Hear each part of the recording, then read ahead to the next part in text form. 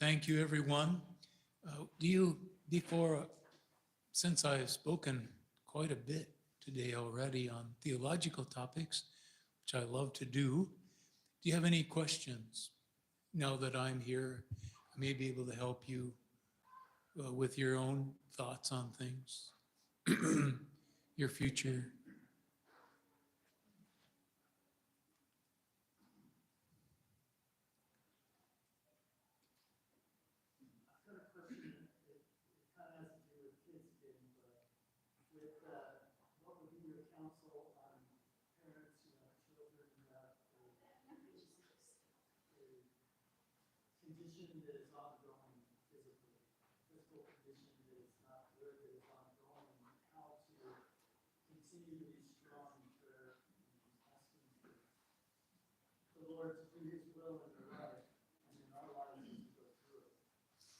Once again, I would say it's just practice. You do what needs to be done for them and what you're capable of doing. And then allow God to confirm or adjust the circumstance you're in.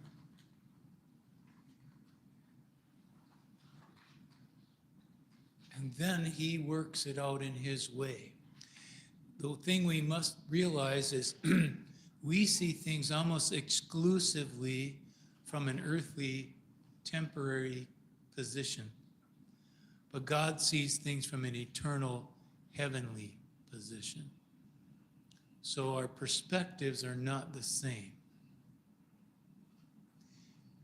What seems to us to be an obvious disaster may not be so in the long run.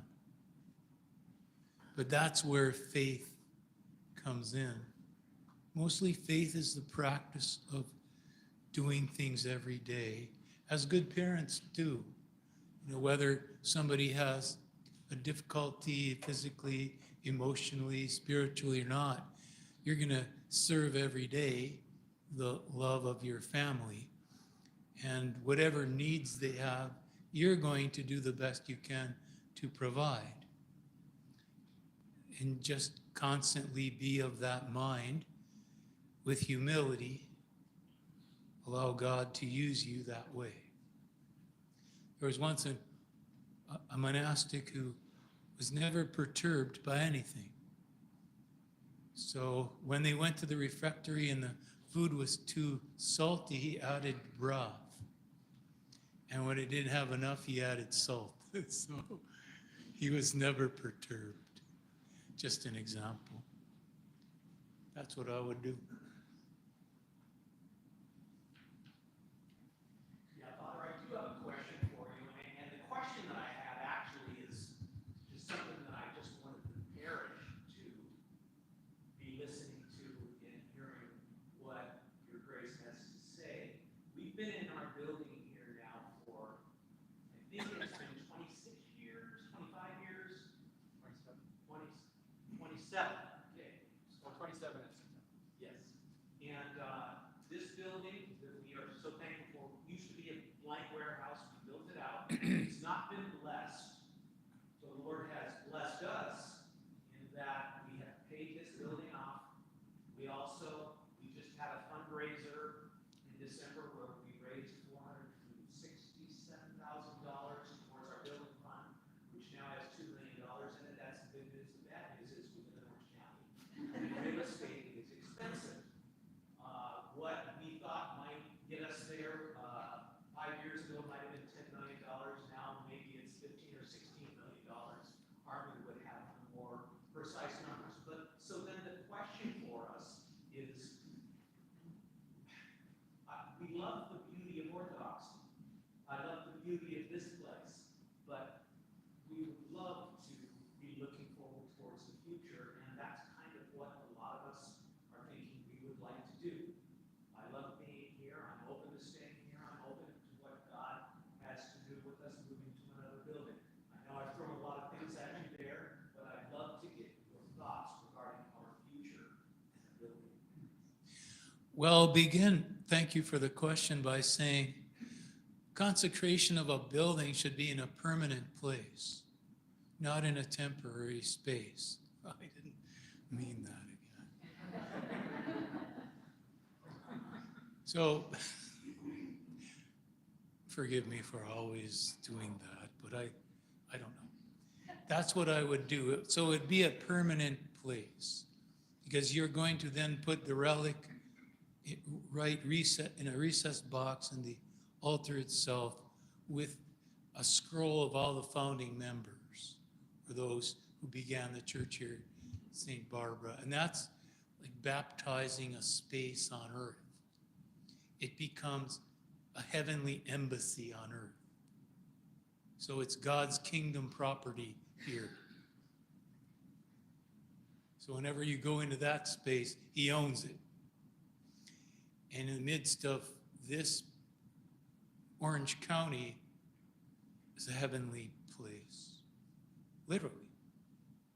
So that's a kind of theology, roughly, on the background of it. You'd even have you'd walk around the new church 3 times, just make a procession that's very Paschal, and you'd bang on the doors the same way you do during the rush service when you consecrate the new church, because you're planting a resurrection reality in the midst of the temporary one where you're at. It has implications far beyond just your own community. It has to do with the communities that have no idea that you have an embassy from heaven on earth. So to begin, that's the way I'd begin. Then I have to say, I just love the whole idea of building churches. Because if we're giving the mysteries of Christ from heaven within a space, why not make the mystery of heaven in this place of Orange County? And that seems to be a corollary of what the great mysteries and sacraments of the church are. Okay, having said that, I don't know what the capacities of your parish is, but things aren't going to get easier. You'll have to I said to Father, we were talking about it earlier, that you have within 6 to 8 months, I think, of making a decision what your future will be within this parish. I think I remember these statistics correct. For residential home loans, it's around 7%. It may be different, commercial, but I don't see the economy changing that much. So it goes at a precipitous drop. There may be some, but I don't think it would be precipitous. So if you are thinking in these terms, with what I said previously, you don't have a lot of time to reflect on it. I would make it a purposeful prayer and an agenda item going forward, and I gave you 6 to 8 months, because things could change within that parameter of time.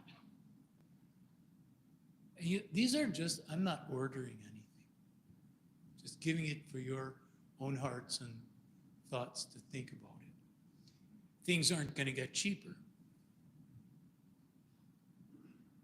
the way it is. I think California is still a beautiful place to live. And despite the challenges that we've faced recently, that's not going to go away. The environment is such that you're always going to have an interest in people being here. So there may be people that have more of a sky is falling view, but I'm not one of them. I don't think that.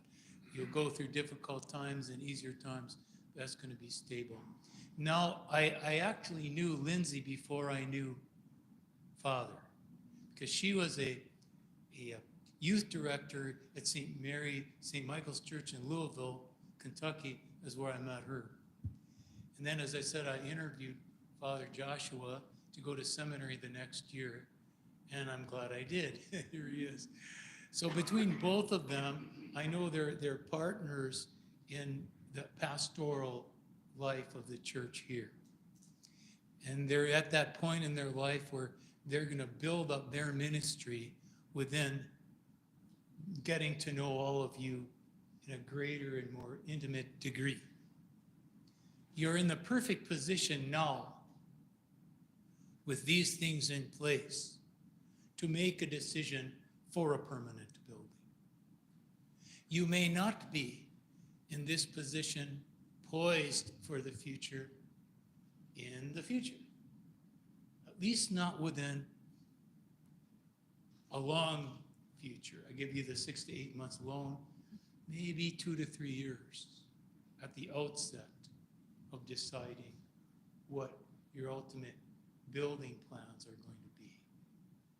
Those are just my thoughts on it. Because if you do consecrate a church, you want it permanently there. And I, as depending, His Eminence may want to, but decide that he would be the one to consecrate if that were to be the point you get to.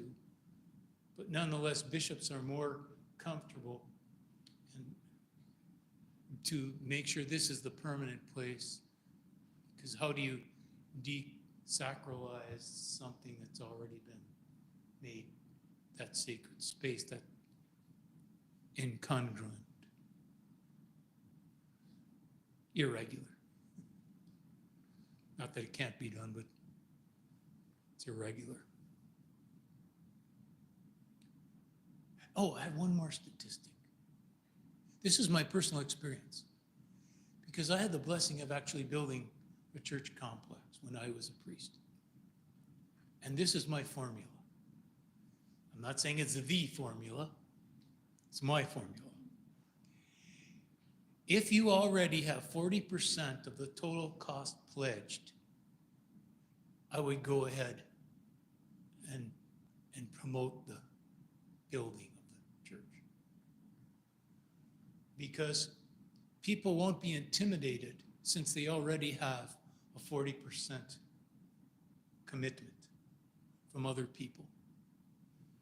They will feel more, they will take from there on a cautious risk rather than in their mind a spontaneous choice. Be something reasonable in that. Or as my brother said, you don't want to be stressed, but you should be stretched. That's not mine. I wish that was mine. That was my brother's. And here's how, I'll give you just an example myself. I had 2 donors, so I had raised $1 million, well, in pledges, because it was already there. It wasn't that I did it, but they were waiting for that moment, because either we renovated something that had to be brought up to code at a certain time, or started something where it wasn't a church, a building that we went into. It's very similar to this, that was beautified, and it is beautiful. All your efforts here to pay it off. It's an excellent use of the space you had, but still not a consecrated permanent space. I then went to other people that had the capacity to give, and I already told them what I had behind me. That gave them confidence to make donations themselves.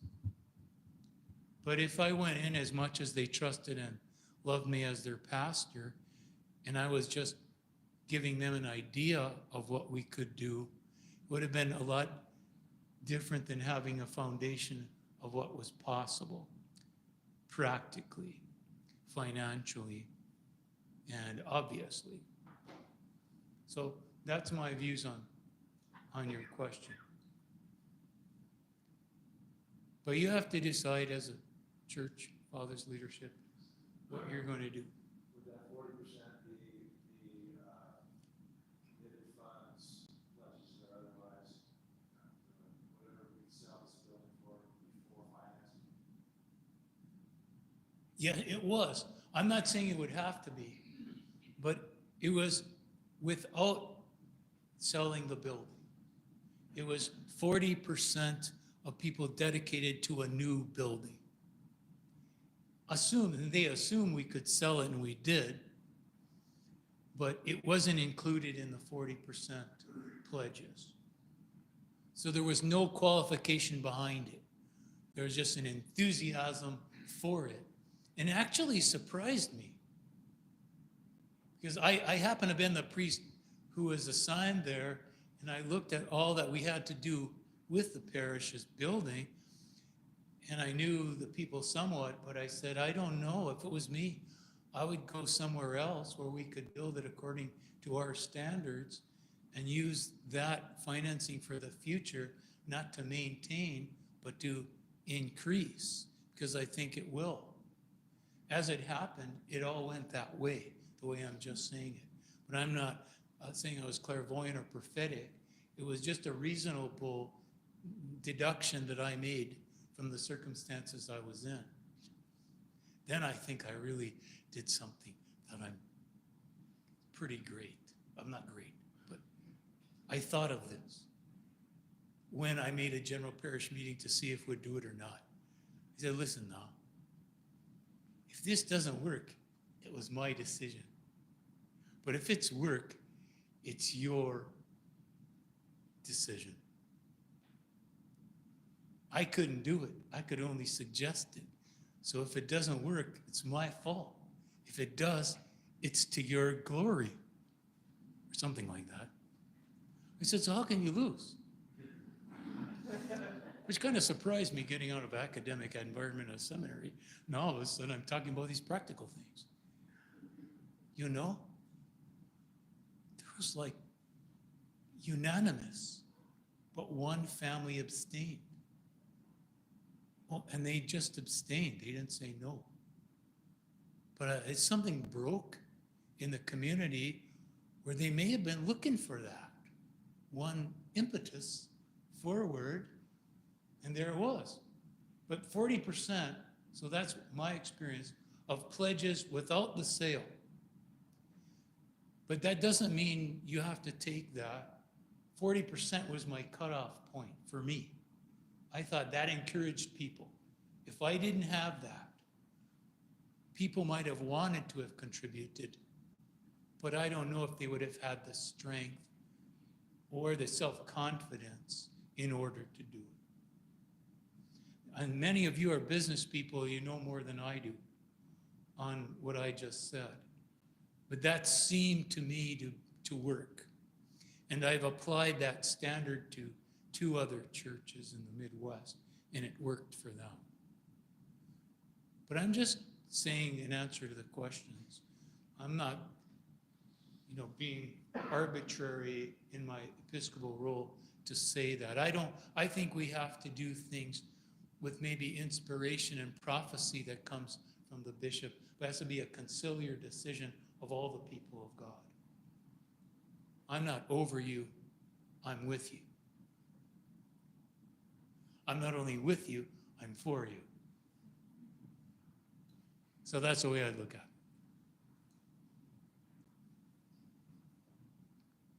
How would you feel if we had a permanent structure that was, say, a repurposed office building and not a traditional Orthodox structure that is well within reach with our current financial situation,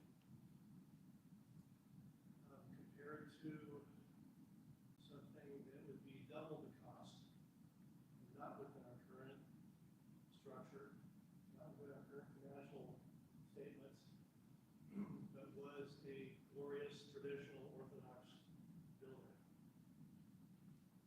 But it's not ready made for us on how we're going to get there. That's a good question.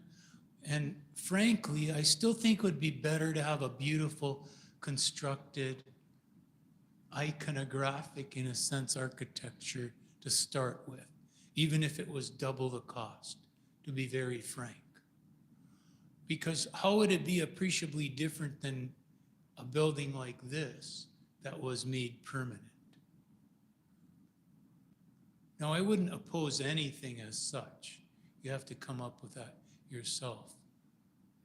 But I think it should be a beautifully architectured building because the space itself is an icon of the kingdom of God, much like the saints are on the walls. So it would participate in the evangelization of a community and the inspiration of us who are already within it. And evangelize those outside and inspire those inside.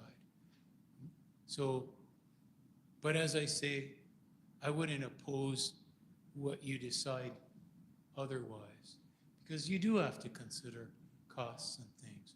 But ideally, I would prefer just a design, an orthodox building, the dome structure, the inclusion of all the particulars of a building with the pure iconography on that.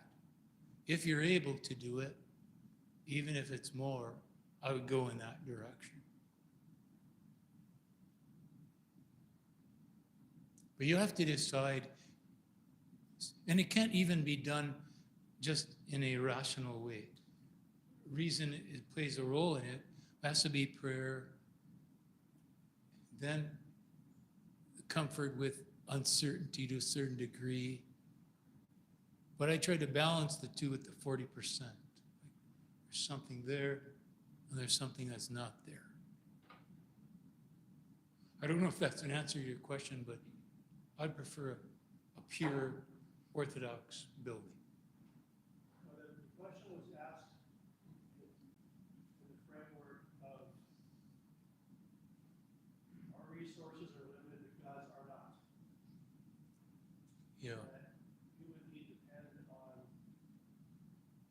additional resources that you don't have right now and don't see any path to. But we're not, certainly don't want to close the door to the miraculous either. Yeah. So, Well, God bless you. That's a good way of thinking about it. Like I say, I trust you. If you as a community and Father in his leadership role come to that position of something that you could inherit and decide it would meet a standard of beauty that we could have a permanence to it, I wouldn't be necessarily against it, but I'd prefer a real building from what, even if we had to wait longer, I would say. And I would keep saving for it. And I would make plans for it that you could present to the parish. Say, this is our ultimate vision and the direction we want to go in. And then with that, you'll see what the response is, and you may have a different view than what you had just stated or the preference. That's possible, because you're right. We don't know what God will do in a miraculous way, but we know what we can do. So your thinking is correct. I'm not judging that at all, and thank you for saying that. But you're asking me what I thought of the two choices, and I have no doubt what my choice would be. Oh, can I tell you a story about this too then? I hope I'm not taking up too much of your time here.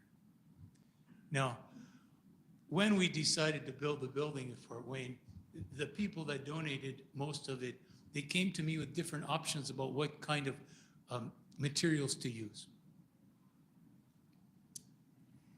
And they had this manufactured stone that looked like limestone.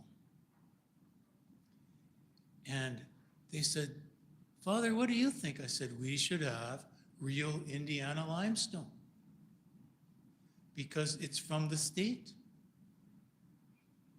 So it's part of the community that we're in. And we will build it with our own geography, topography in mind. What we have here. So go to the University of Indiana. Look at all those limestone buildings. Why should the university have it all and not the kingdom of God? He said, there he goes again. So I said, I would choose the real Indiana limestone. And then 3 other things, and I always chose the more expensive. So then finally the parish council chairman said, you don't need to ask him. If you give him 3 options and he doesn't even know the cost, he's going to choose the most expensive. However, in the case of the limestone, is actually cheaper. I said, see, now you can ask me any other question in the future and you know what direction we should go. And that's how that worked out. I maybe talk too much about it. I mean, I don't know I can't see the future. I'd work with you with whatever you decided to do. That's my preference.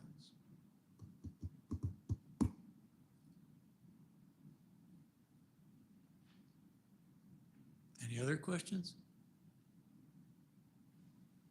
I hope I'm not overwhelming or intimidating anyone. Don't want to do that. What books are you reading? Books. The Theology of the Theology of John Romanides. And I'm reading the Bible every day. I'm spending more time in the Holy Scriptures. Psalms. At least 2 chapters in the Old Testament and 2 chapters in the New every day. And what other books? Then I read sometimes periodicals about modern culture things. I study that all the time because I want to refine my communication in the times I live in for the good of everyone.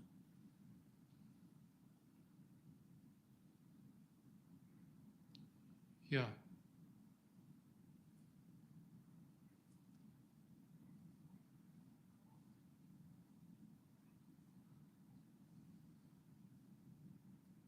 I read more slowly than I used to.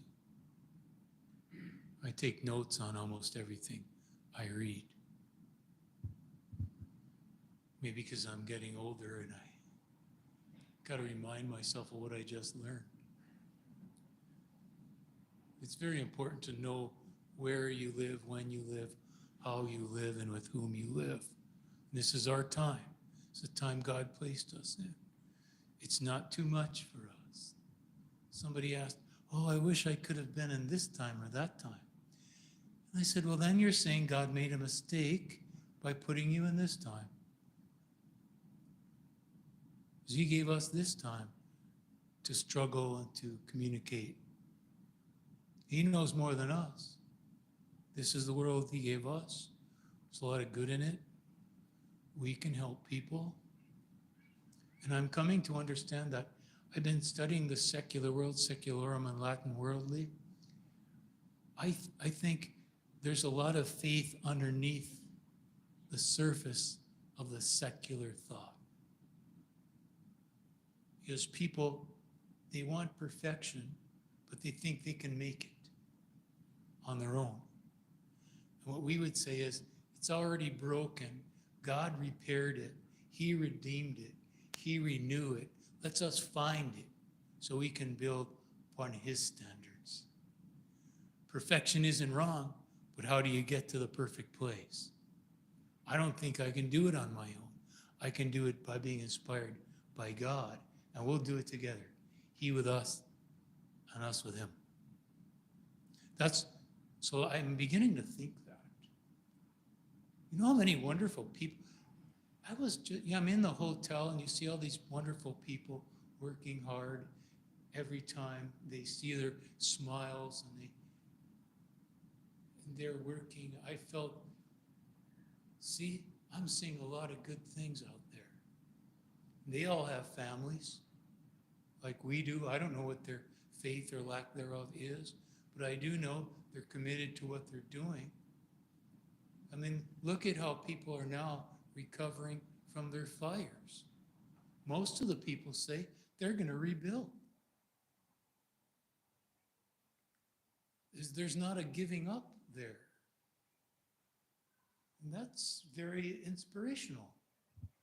That's why I'm saying underneath the worldliness, the promotion of personalities or whatever, is a desire to live well, to live conscientiously, to live together, to live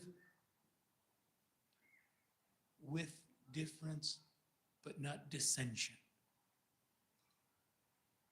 Those are all things that people want, no matter where they are. Now I just have to adjust to California living, which is unbelievable traffic. People, it's not easy, and yet they have good temperaments. I'm just amazed how well everybody, man, aren't you completely stressed? No, we're used to that. Oh, okay. I have to get used to that too. Good thing you don't know I'm a bishop, but I'm really tense about that. They aren't. They're able to get through. It's so good. That's my view. And if we can present our faith well, they're going to want even more of that because it'll support what they're already believing and thinking. Faith, not yet. They have faith, but they're not faithful yet. Yet. Not never, but yet. Look at all the people who are catechumens here. How many, Father?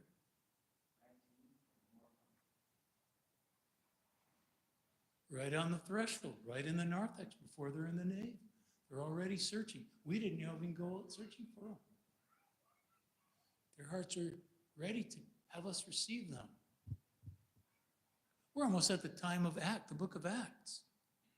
All these people joining, so the apostles had to figure out a way of getting them all in the church. Remember that? Chapters 13 through 15 of Acts. Read that. That's almost the same conditions that we're now in. So, positive future.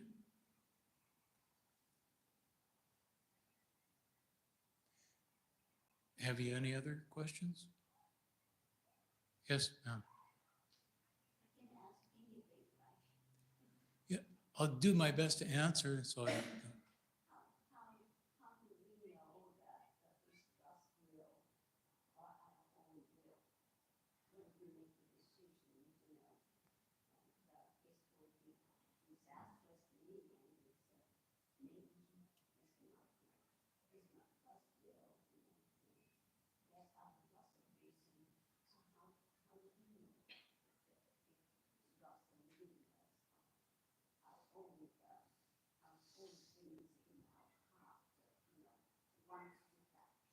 that's a wonderful question.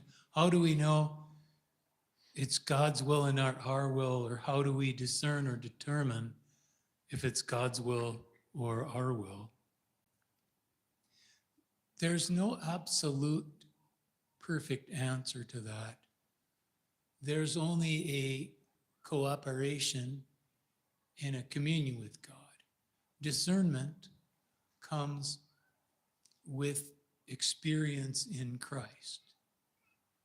So first of all, we have to read the commandments of Christ, chapters 5 through 7 of the Sermon on the Mount. How does God look at the way we should live?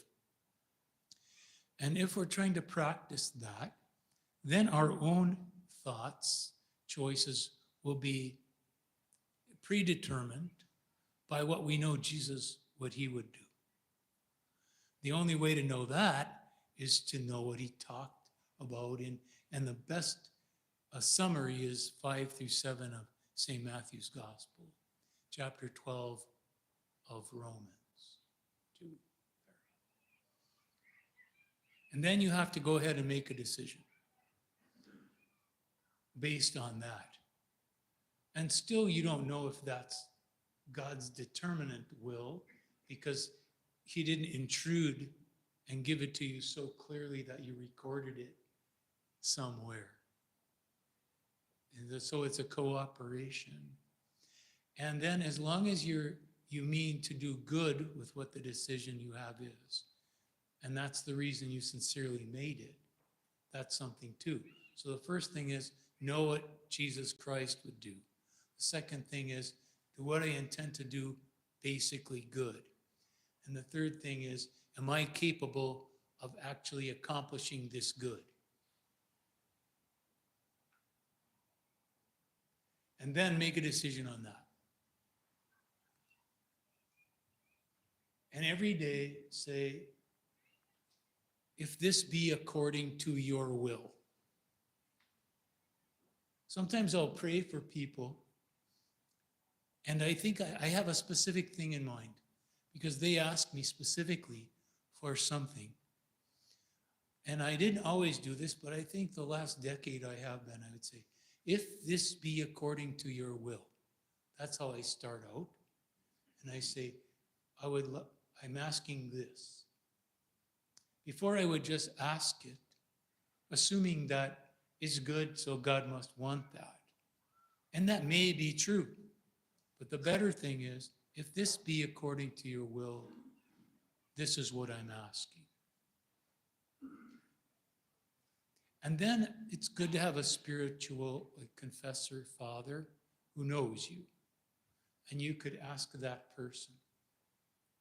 And then it's good if you have people that love you, your parents, or whoever they may be, know your soul, know your heart to some degree, and ask them their opinions. I think it says in the 33rd chapter, I think the 6th verse of Deuteronomy, ask your elders and they will tell you. So there's something with that asking.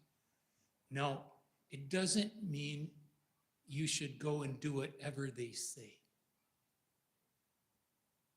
There's no corollary to absolute obedience to what they're telling you. You're merely asking them because you trust them to know you to such a degree that they may have an insight into what you should do.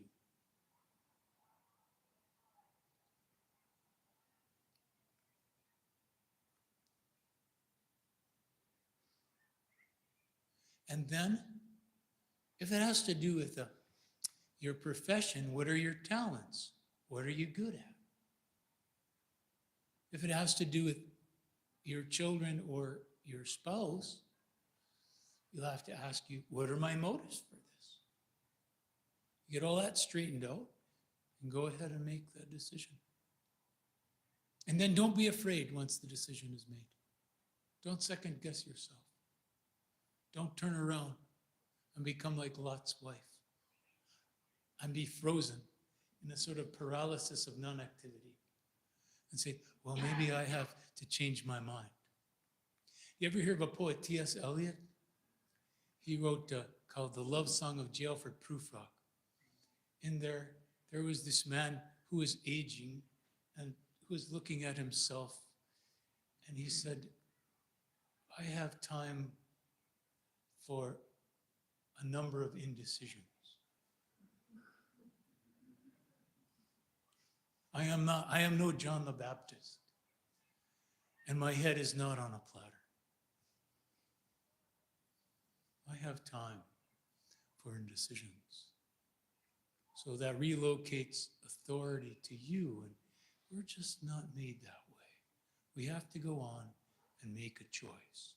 And after we do, we have to live with it. We've done it to the best that we can. We're not all-knowing, or maybe not like great elders and have an insight into exactly what our discernment should be. But we have a reasonable choice. And then give it to God and go ahead.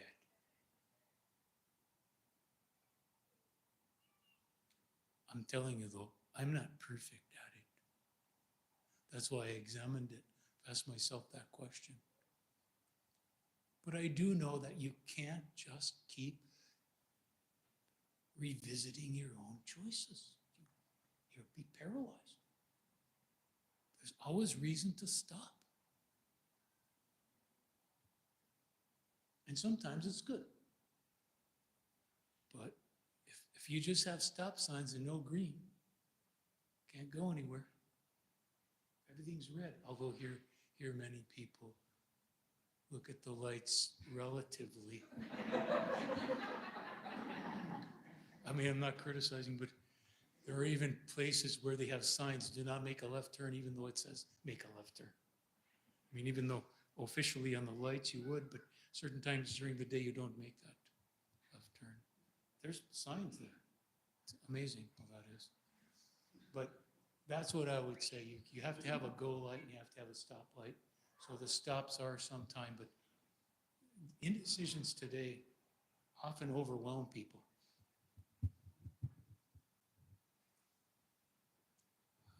Yes. You mentioned how the state of the church today is similar to Acts 13 through 15, where we're at this point. When you said that, it reminded me of like the chapters after that, where there's persecution that happens. And I'm interested to know your advice about, especially in America, as Christians, we really have to have a whole lot of persecution. So if it were to become that similar to how Acts progresses, what would be your advice for us as to how to prepare our hearts for something like that to happen? That's an excellent question. I think we have to always be prepared for some kind of persecution. And if God gives us time where there isn't direct persecution, He's giving us time to strengthen ourselves for the time when we may be faced with it. Because we love Christ. The last thing we want to do is run away from our witness to Him when our time comes. So God is very good. He gives us some good decades, some good time to get stronger. And then when it comes individually or socially as a group, we'll be able to respond the way He did, with love, forgiveness, and indomitable witness. We don't know what will happen. Even now, in the times we live in, there's great uncertainty.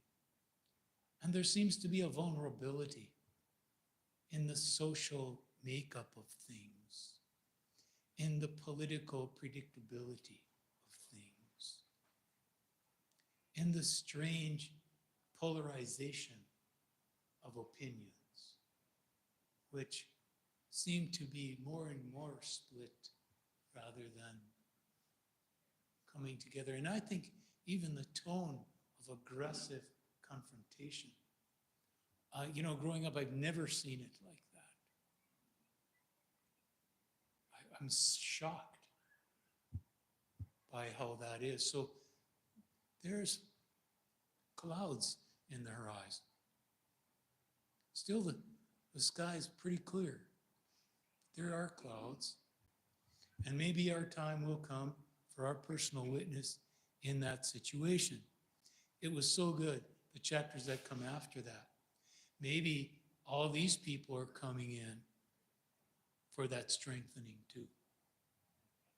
For the time when we have to say what we believe and live what we say in a much more direct way than we are now. It's inevitable to happen.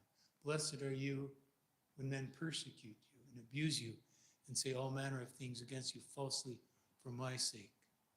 For such were the prophets who were before you. That's Beatitudes. So he was already saying that to the people listening to him before his crucifixion. Probably even reflecting on what the possibilities for him going up to Jerusalem were. So excellent, excellent. We shouldn't be afraid of it. I mean, what's the second to the last sentence in the book of Revelations? Even so, come, Lord Jesus. So they weren't afraid. Even so, whatever that condition is, I'm ready. It's our challenge. Do we love Christ that much? God's giving us a time to get to know him. Now, I don't know what that future will be. So it's kind of a blend. The culture seems to be fraying at its everywhere, disintegrating, splintering. Nothing seems to hold together. Turning in a widening gyre, the falcon cannot hear the falconer. The center will not hold. Mere anarchy is loosed upon the world. The blood-dimmed tide is loosed. The worst, the best lack all conviction, and the worst are filled with a passionate intensity. William Butler Yeats, The Second Coming. So we could be living in that, like a sphinx crouching towards Gomorrah. All those great images. Do you ever read that poem? Yeah, it's called The Second Coming by William Butler Yeats. Well, can I just give you one more? It's like really great. It's called Sailing to Byzantians. O sieges standing in God's holy fire, as in a gold mosaic from a wall, come in the fire, burn in the gyre, and be the singing masters of my soul. The iconostas.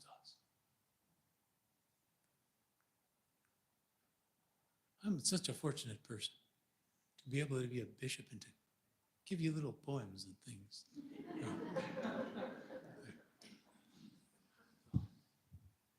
you all. We're going to adjourn. We'll see you back for Vespers here. Vespers will start at 5:30, so come earlier so we can greet Santa and the marshals. Thank you very much for your attention.